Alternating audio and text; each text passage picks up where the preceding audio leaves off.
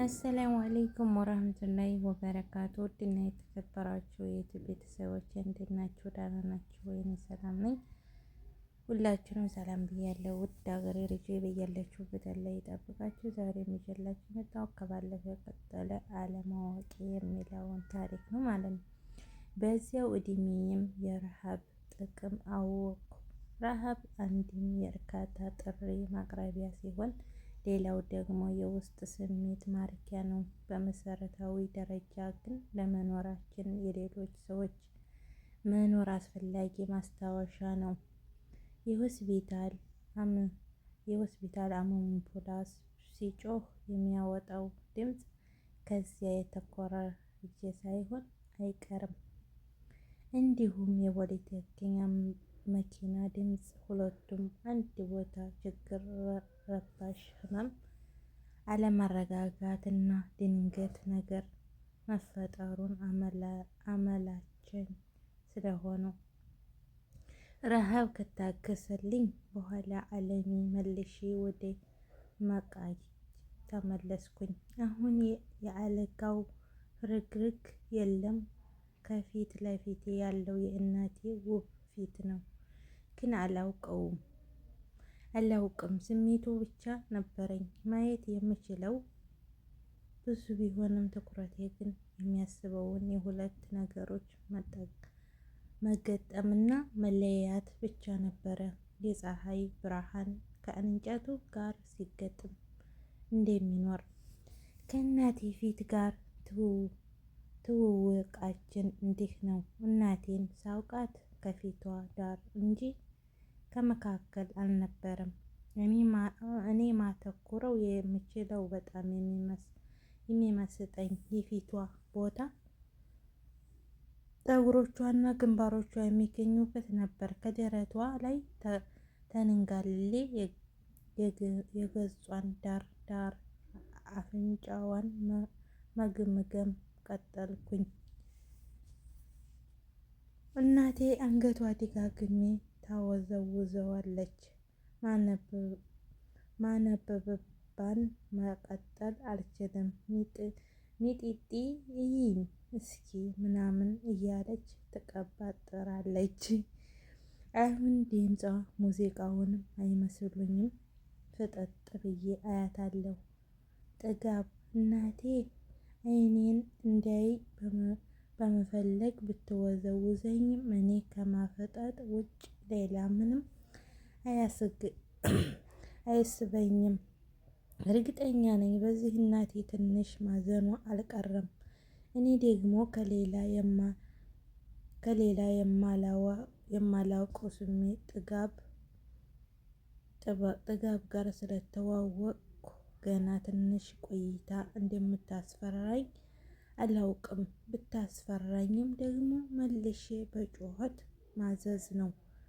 ትመጣለች፣ ጧቱንም ታመጣለች። ከእኔ የሚጠበቀው የፈለግኩትን በፈለግኩት ሰዓት ማዘዝ ነው።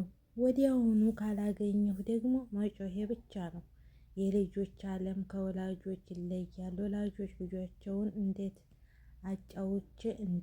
መጫወት ያዩዋቸዋል። እናቴ ከዚህ የተለየች ልትሆን አትችልም። እኔ ደግሞ ገና የ6 ሳምንት ልጅ ነኝ። ጨዋታም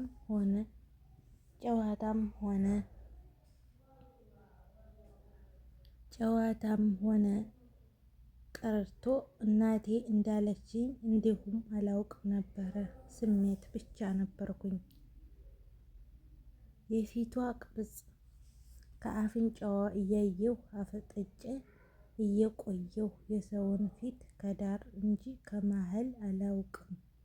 ምናልባት በህይወቴ ለመቆየት መሰረታዊ ነገር ሳይሆን አይቀርም። ምክንያቱም ሁሌ ችግር ሊመጣብኝ የሚችለው ከኛ ውጭ እና ከዳር ያለውን ማየት ዳርና መሆን የሚሆንበትን ማጥናት ለመኖር መሰረታዊ ጉዳይ መሆኑን ሰዎች ስንፈጠር ስሜት ብቻ እንደነበረን አለማወቃችን ይገርማል።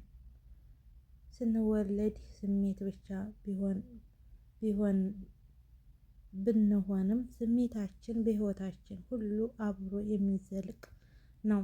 ከሰው በታች የመሆን ስሜት፣ ከሰው በላይ የመሆን ስሜት፣ መደሰት፣ መከፋት፣ ማዘን፣ መውደድ፣ መጥላት፣ መቆጣት፣ መታገስ፣ መደንገጥ፣ መረበሽ፣ መሸበር፣ መፈራት፣ መራብ፣ መጠማት ስሜት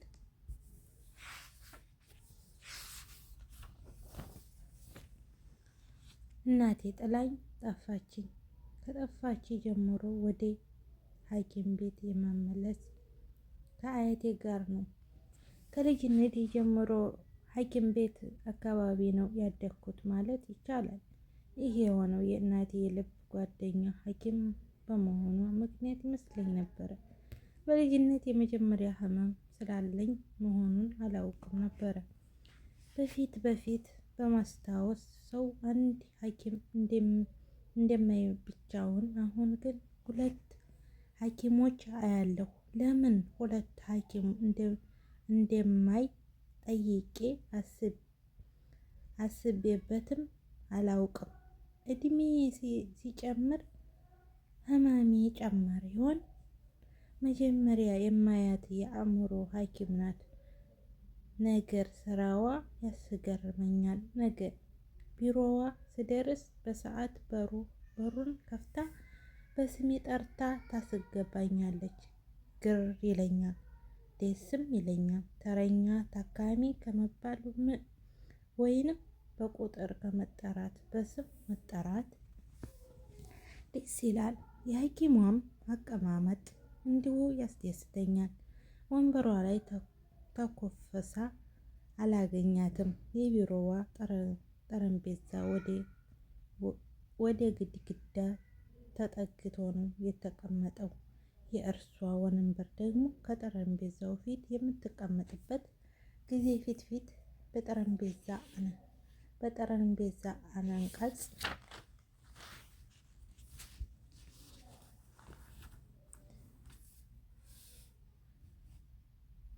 ወዳለው ግድግዳ ይዞራል። ሰው ለማነጋገር በምትፈልግ ጊዜ የእንግዳውን ወንበር ከጎኗ ስለሆነ በእንግዳው በእርሷ መካከል የጠረጴዛውን ግንባር ያለውን ለምን እንደ ሌሎቹ ቢሮዎች የአንቺ ጠረጴዛ ፊት አንቺ ከኋላ አትሆንም ብዬ ጠየኳት። አንድ ጊዜ ከፊት ፊት የማይናገረው የማይጋገር ወግ የደረሰ እንዴት ይሻላል? ወይስ እንዳንቺ ያማረ የሚተነፍስ ህይወት ያለው ሰው ፊት ብላ ጠየቄን በጥያቄ መለሰች። ወግ የደረሰው እንዴት እንጨት ከሰው እንደ ጠረጴዛ አይገርምሽም አልኳት። ሰዎች የምንሰራውና የማንሰራውን ነገር ሁሉ ትርጉም አለው። ያለ ምክንያት የሚሆን አንድም ነገር የለም። እንደ እንጨትም ከሰውም በላይ የሚያደርገው በምክንያት ነው አለችኝ። በምን አልኳት። ልዩነቱን ለማሳሰብ በሰዎች መካከል ገጽታ ውጭ ይህንን ነው የሚለው የተፈጠረው ልዩነቱ የለም። ልዩ ሁሉ የተፈጠረ ነው። ይህንን የሁሉም ሰው አእምሮ በመሰረታዊ ያውቃል። በዚህም ምክንያት ሰው ሁለት እኩል ሆኖ ለማንም የተሰበረ አይደለም። መቀበል ስለሆነ እኩልነት ከማወቅ ይልቅ አለማወቅ እንመርጣለን። የስልጣኔ አንዱ መነሻ የሰው ልጅ ከተፈጥሮ ደካማነት ለማፈንገጥና በደካማነቱ ምክንያት ከሚገጥመው እስራት ለመሸሽ የሚያደርገው ጥረት ነው። በመሆኑም በዙሪያው የምናየውን እና የማናየውን ስልጣን ሁሉ ገነባን። ስልጣኔያችንን ለማስተዳደር ደግሞ ባለቤቴን ግድ ሆነብን። የሰው ልጆች ተፈጥሯዊ እኩልነት በስልጣን ባለቤትም ምክንያት ተፈጥሯዊ ባልሆነ ልዩነት ተተካ። ይህ ልዩ የስልጣኔ ባለቤት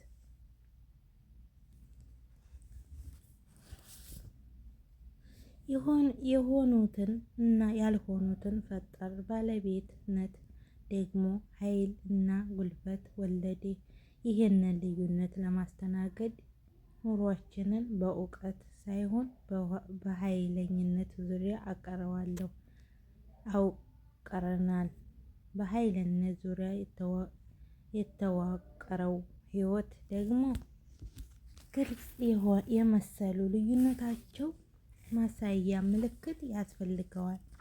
ጠረጴዛው እንዲህ ያለ የኃይል ማሳሰያ መለያ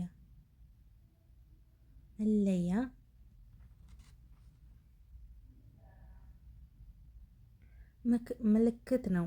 ከጠረጴዛው ጀርባ የተቀመጠው አንድ ሰው ከጠረጴዛው ፊት የተቀመጠውን ሌላውን ሰው እንደሚበልጥ፣ እንደሚይዝ እና እንደማይዝ ያስታውሳል። ከጠረጴዛው ቁንጭ የተቀመጠው አንዱ ሰው በጠረጴዛ ዙሪያ የተቀመጠውን ብዙ ሰዎች እንደሚበልጥ ጠረጴዛው ባይኖርም በምን ታውቃላችሁ? ጠረጴዛ ዙሪያ የሚቀመጡ ጥቂት በጠረጴዛ ዙሪያ የሚታዩ ሚሊዮኖች በምግብ ዝርዝር አቅርበው ሲቀራመቷቸው የዚያ ልዩነት ማዕረግ ጠረጴዛ ዙሪያ ባይሆንም የት ያገኙታል? ብዙ ነገር ምልክት ነው። ጠረጴዛ እንዲህ ይሆን ምልክት ነው። ይህ ባይሆን እያንዳንዱ ሰው እንዴት ሌላ ሰው ተራና አንድ ብቻ መሆን አምሮ መኖር ብቻ ነው።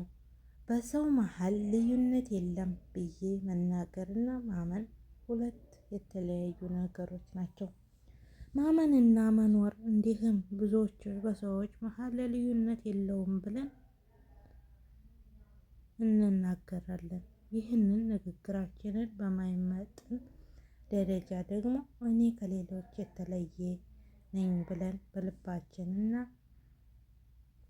ወይም ልኬ አልያም ሀብቴ ወይም ሀብታም ዘመድ ትምህርት ዶሮ ያደግኩበት ሰፈሬ ልብሴ የተሰራበትና የመጣበት ሀገሬ የምጫወው ጫማ የምበላው ሰላጣ ወይም ክትፎ ሽሮ የምበላው ቤት ሁሉ እኔ ከሌላ የምለይበት ምልክቴ ይሆናል ብላ ረጅም ማብራሪያ ሰጠችኝ። ይህንን ሐኪም በጣም ደስ የምትለኝ ያህል ደግሜ ታናድደኛለች።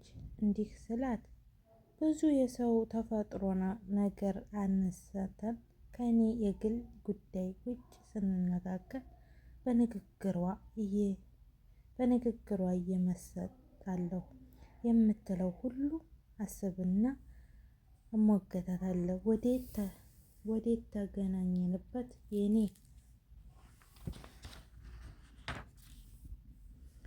የግል ጉዳይ ስንገባ ግን ሌላ ሰው ትሆናለች። አንደበቷ አንዳች ነገር ይለጉመዋል። ከእንግዳ መቀመጫ ፊት ለፊት የተቀመጠውን ረዥም ሰፋ ላይ እኔ ተንጋልሌ እሷ ከራሴ ተቀምጣ ትሰማኛለች። የምትለኝ አንድ ነገር ቢኖር ጭንቅላትሽ ውስጥ የመጣልሽን ሀሳብ ምንም ሳትቀርሺ እንደመጣልሽ ንገሪኝ የሚል ነው። የመጣልኝ ሀሳብ እንዴት እነግርሻለሁ? ያስፈራል እኮ ዝም ትለኛለች። መልስ አትሰጠኝም። ከኋላዬ ተቀምጠሽ ምን እንደምታስቢ እንኳን አላውቅም እላታለሁ። ዝም ትላለች። አንቺ ግን ትሆኚ እንደመጣልኝ ሁሉ ሳታስቀሪ እንዴት መናገር ትችያለሽ? ዝም ምንም ሀሳብ አእምሮ ውስጥ አልመጣም ስላት ብቻ ሀሳብ ሁልጊዜ ቢሆን በጭንቅላታችን ውስጥ አለ ትለኛለች። ይህንን ሂደት ለመልመድ ረጅም ጊዜ ፈጅቶብኛል። ከለመድኩት በኋላ ግን ቢያናድደኝም ተስማምቶኛል። መጀመሪያ አካባቢ 40 ደቂቃ ሙሉ ዝም ብላ ቆይታ በተፈጠረው 5 ደቂቃ ውስጥ ከጥያቄዎችሽ እና ከሀሳብሽ የተረዳሁት የፍርሃት ስሜት እየተሰማሽ እንደሆነ ነው ብላ ያንን እንደሰማች ስታብራራልኝ እሷ ያመማት ይመስለኝ ነበረ። በአንድ ቋንቋ አውርታ እንዴት መግባባት አቃተን እያልኩኝ ራሴን እጠይቃለሁ።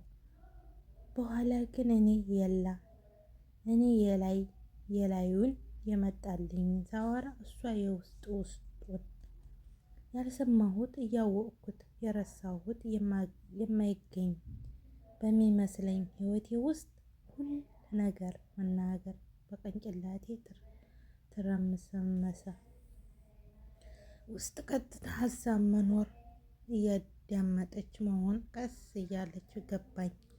ብዙ ነገር አሁንም ቢሆን ግር ይለኛል። እንደገባኝ የማውቀውን ተመልሼ በመምጣቴ ነው። ሁልጊዜ ዛሬ እዚች ሴትዮ ጋር ተመልሼ አልሄድም ብዬ እምልና በሳምንቱ ግን ተመልሼ እዚያው ነኝ። ተመልሼ የምመጣው አንዳች የምትሰጠኝ የድህነት ስሜት ስላለ እንደሆነ ይሰማኛል። ሌላው ቢቀር ማንም ሌላ ሰውስ ሊሰማኝ በማይችል መልኩ ትሰማኛለች። ሁልጊዜ እሷ አይቼ እንዲጨርሰው ሁለተኛ ሐኪም ጋር እገባለሁ። ይህንን ሐኪም ከልጅነቴ ጀምሮ አውቀዋለሁ። እናቴ እሱ ጋር ይዛኝ በመምጣት ቁጥር እኔን ትንሽ አነጋግሮኝ በመሳሪያ ጅረቴ አዳመጠኝ። በኋላ ከእናቴ ጋር በተመሰጠ ይነጋገራሉ። በመካከላቸው አንዳች ግንኙነት እንዳለ ይሰማኝ። ብዙ ጊዜ እናቴ ከእሱ ጋር እያወራች እንባዋ በዓይኗ ግጥም ይል። የእሱም እንዲሁ ለምን እንደሆነ አላውቅም። የልጅ ችሎታ አካባቢ ማስታወስ በመሆኑ በእነሱ ላይ እንባ ሲጎናጎል በማስታወስ ኃይለኝነቴ እወጣዋለሁ። አሁንም ለምርመራ በመጣው ቁጥር ለፌሱ አስበው ሀሳባቸው የቀየሩት የእንባ ዘለላዎች በዓይኔ ግጥም ይላሉ። ለምን እንደሆነ የማውቀው ነገር የለም፣ አይገባኝም። የእርሱ ቢሮ ከሌላኛው ሐኪም ቢሮ በጣም የተለየ ነው። ትልቅ ጠረጴዛ ከፊቱ ለፊቱ ተሰድሯል። ከጠረጴዛው ጋር ፍክክር የገጠመው የሚመስለው ትከሻው ደግሞ ለሰውየው የበለጠ ግርማና መፈራትን ጨምሮበታል። እዚህ ሰው ፊት መቆም በጣም ያስፈራል። እኔ እንኳን ለወትሮ ከማንም ሰው ጋር ደፍሮ የመነጋገር ችግር የለብኝም። ልጅ እሱ ቢሮ ስገባ የፍርሃት ድባብ ይጭረኛል። እንደገባም ወዲያውኑ ደረቴን አዳምጦ እንዲያስወጣኝ ብቻ ነው የምፈልገው። እሱ ደግሞ ለብቻዬ መምጣቴ ከጀርባው ጀምሮ ከወትሮ በተለየ የቀረቤታ ስሜት ሊያስተናግደኝ ይሞክራል። እኔ በሱ በተጠጋኝ ቁጥር ድንገት በላዬ ተደረምሶ በእናቴ ናፍቆት የሳሱ አጥንቶችን እንዳይደቃቸው እፈራለሁ። ፍርሃቴ ሲብስብኝ አያቴ በተደጋጋሚ ሌላ ሐኪም ጋር እንዲሄድ ብለምነው በደንብ የሚያውቅሽ እና የሚቆረቆርልሽ እሱ ነው ብሎ በደፈናው ዘግቶብኛል። አያቴ የሚቆረቆርና የሚቆረቅ ተምታቶብኝ ማለት ነው ብዬ ትቼዋለሁ። ሐኪሙ ከተኮፈሰበት መንበር ተነስቶ ትልቁን ጠረጴዛ በመዞር ከመመርመሪያው አልጋ ላይ እንዲጋደም በእጁ ምልክት ይሰጠኛል። እኔም እጋደማለሁ። የሚያምሽ ቦታ አለ ይለኛል። የለም። መተንፈሴ ያስቸግረኛል። አያስቸግረኝም እለዋለሁ። ትንፋሼ የዋጥኩት እሱን ፈርቼ እንጂ መተንፈስ አቅቶኝ እንዳልሆነ እንዳያውቅብኝ በመጠንቀቅ እዚያ ጋር የመቆሰል ስሜት ይሰማኛል ይለኛል። በደረቴ ላይ የተጋደመው ጠባሳ በእጁ እየነካ እያመመኝ እለዋለሁ። ሰውየው እንዴት ነው? ጠባሳ ሆኖ ነገ ያማል ወይስ ብሎ የሚጠይቀኝ ብዬ በማሰብ ጥሩ ነው እስኪ ተንፍሺ ብሎ ያዳምጠኛል። ደረቴ ላይ ያሳርፋል። አንድ ቀን እየተነፈስኩ ነው አልኩት።